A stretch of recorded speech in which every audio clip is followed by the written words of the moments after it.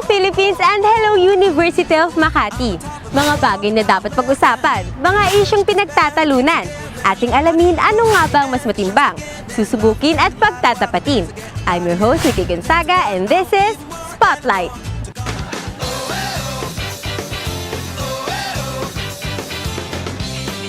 Come along with me. Let's head out to see what this world has for you and for me now. Whichever way the wind blows, we say, hey ho, let's go. This boat's rocking. Ain't no stopping us now. 'Cause we're living this sweet life. This boat's rocking. Rocking the whole world round. And we're living this sweet life now. Hey ho! Let's go! Konsensya? Konsensya?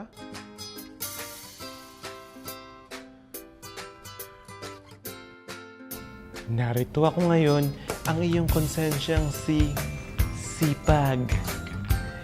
Para sabihin sa iyong, gamitin mo ang iyong sipag para magtagumpay ka sa iyong buhay. Ako ang iyong konsensyang si Diskarte na nagpapaalala sa iyo na kailangan mong gamitin ang iyong pagkamadiskarte para magtagumpay ka sa buhay.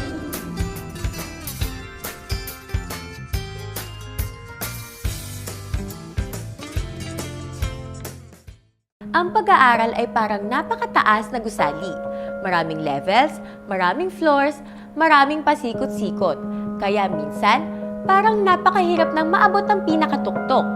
Pero, ano nga ba ang tamang daan para maabot mo ang tuktok nito? Tatakbo ka ba o lalakad? Mag-e-elevator o maghahagdan? Ano nga ba pamamaraan ang makakapagbadali sa ating mga gawaing pangpaaralan? Paggamit ng diskarte o paggamit ng sipag?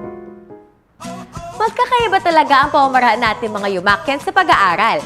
Ngunit upang malaman kung ano nga ba ang mas makakapagpadali sa ating mga gawaing pang-eskwela, sipag ba o diskarte, ating pagtapatin ng dalawang estudyanteng may magkaibang opinyon tungkol dito. Hi, my name is Joyce Sabaya, 4th year broadcasting student. Naniniwala po ako na ang sipag ang nagpapadali ng aking gawaing eskwela dahil nahahasa po dito ang aking mga abilidad at alam ko pong magiging pulido ang mga gawain ko. Hi, Marco Paulo Aguilar, Prep College of Business Administration. Naniniwala ako na madadaan sa diskarte ang gawaing eskwela. Una kasi dahil kapag madiskarte ka, mas mapapadali yung gawain mo tulad ng paghingi ng tulong sa mga kaibigan mo.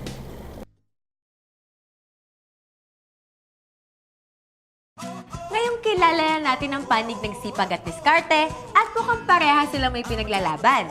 Kaya atin silang subukan sa isang face-up challenge.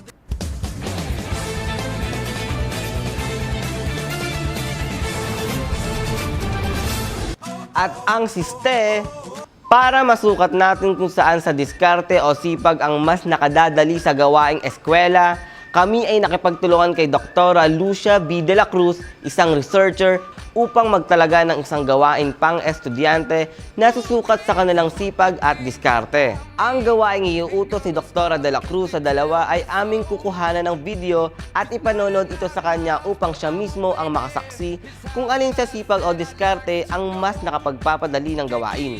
Ang estudyanteng mapipili ni Dr. De La Cruz na para sa kanya ay lumamang ang siyang mananalo. Ang gawaing ipapagawa ko sa kanila o gawaing eskwela ay isang simpleng proyekto sa klase ng humanities kung saan yung dalawang mag-aaral o estudyante ay kailangang makapag-submit ng isang colorful collage mula sa na binubuo ng mukha ng mga iba't ibang artist, no? Painters and sculptors. Kailangan nila itong mai-submit sa loob ng 6 na oras lamang sa isang araw. Kaya ano pang hinihintay natin? Tara, ating alamin.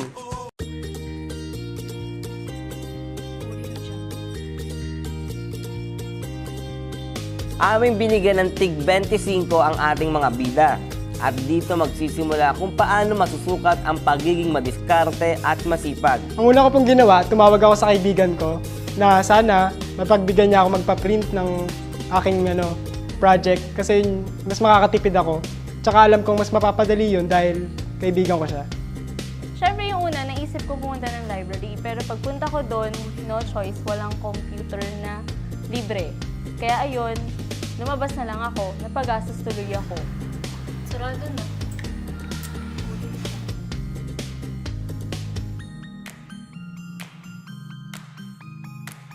Dahil kaibigan ko naman siya, binigay niya na lang yun ng libre.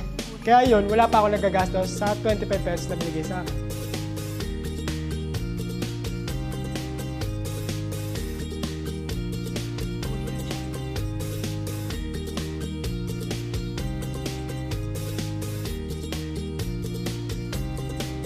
Habang iniintay ko yung mga pinaprint ko sa kaibigan ko, ang ginawa ko, inayos ko muna yung mga pandisenyo para i-disenyo ko na dun sa cardboard. At para rin makamanage ng time. Wait lang, uwi lang ako.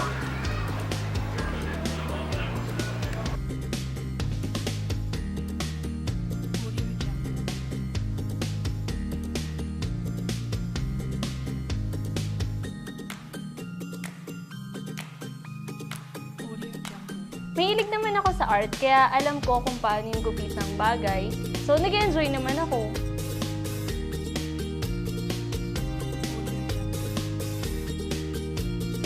Dahil natapos ko naman na maaga at matipid ang aking proyekto, alam kong mas mahalaga ang pagiging madiskarte. Sipag at tiyaga lang talaga ang kailangan. Mukhang tapos na sila sa ating hamon. Pero bago pa man sabihin ng ating expert ang kanyang hatol kung sino sa sipag o diskarte ang nakapagpadali ng gawain, Tanungin muna natin ang reaksyon ng ating kapwa yumakyat. Andito ngayon tayo sa Yumak Grounds mga kalinkers. Halika, samahan niyo akong alamin ang mga opinyon ng bawat kapwa yumakyans natin.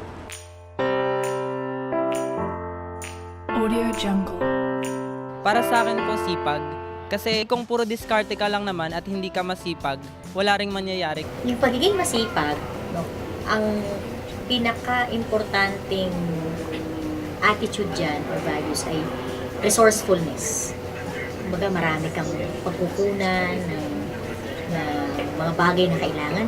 Marunong kang gumamit ng technology, matyaga kang magbusisi. Yung magbusisi ka, you have attention to details. Yan. Hindi ka basta napapagod. Kumbaga, you have the energy. No? Andun sa'yo yung energy para mo matapos yung gawain kahit na gano'n siya pakahabang oras ang kailangan.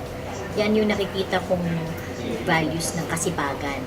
Mas lamang pa rin sa akin yung diskarte. Kasi sa buhay, mas umaangat pa rin sa panahon ngayon dahil hirap ngayon sa trabaho, kung may diskarte ka sa buhay, kahit anong trabaho or kahit anong pagkakitaan, kapag meron ka nito, hindi ka magutom. Lalo na kapag may pamilya ka, ang pamilya mo ay mabubuhay mo ng maayos. So, diskarte lang sa buhay ang kailangan. Yung pagiging madiskarte, ang unang pagkakaiba niya sa pagiging masipag, hindi niya kailangan mag-ubos na mahabang panahon para matapos yung gawain. Pwede niyang tapusin yung gawain sa maiksing panahon kasi marami siyang network, marami siyang kilala na pwede niyang hingan ng tulong o mismong mga malalapit niyang kaibigan o miyembro ng pamilya niya na pwedeng gumawa ng ilang bagay para sa kanya para mabuo yung proyekto. O ang isang pinaka-basic na talent na meron ng isang madiskarte ay yung PR. Kaya niyang makumbinsi ang iba na tulungan siya o gawin yung ilang bagay para sa kanya. Nasagot na ba ang inyong mga katanungan? Kung hindi pa, ating hingin ang resulta at komento ni Dr. Lucia B. de la Cruz sa naganap na Face-Off Challenge kanina. Halina't sabay-sabay nating tunghayan. Para mas papaboran ko, pipiliin ko ang gawa ni madiskarte. May disadvantage pa rin ang naaasa ka lang sa diskarte kapag kailangan mo mag-produce ng output. Unang-una, limitado yung resources mo kung ano lang ang available na pwede mo mahingi o maarbor sa mga taong kilala mo. Ang advantage niya, dahil limitado ang resources, he or she has to come up with a very specific style. Kailangan niyang i-maximize yung kanyang limited resources. Unlike sa pagiging masipag, dahil masipag siya, minaximize niya yung lahat ng possible resources. Ito na, meron siyang may print from the computer, meron galing sa dyaryo, meron galing sa magazine, no? At talagang tinambak niya ng todo yung ibang mga pictures. Ang nakikita ko isang advantage sa masipag na ma-maximize niya yung resourcefulness. Pero ang disadvantage niya, minsan, sa dami ng, sa kagustuhan niyang mailagay ang mas maraming bagay doon sa kanyang gawa, at sa dami ng resources, kakaroon siya ng confusion kung alin talagang isasali niya. Talaga nga namang mahirap maging estudyante, kaya dapat hindi lang puro sipag. Maging maparaan at madiskarte rin tayo kung paano ito mapapagaan. Naway nabatid sana natin ang kahalagahan ng sipag at diskarte sa pagpapadali ng mga gawaing eskwela. At dito na nagtatapos ang lahat. Salamat sa inyong pagsubaybay at pagsama sa amin ngayong araw. Hanggang sa muli, we are your host, Iki Gonzaga. Jonathan Paragas, And Adranwel Fabiano. And this is Spotlight!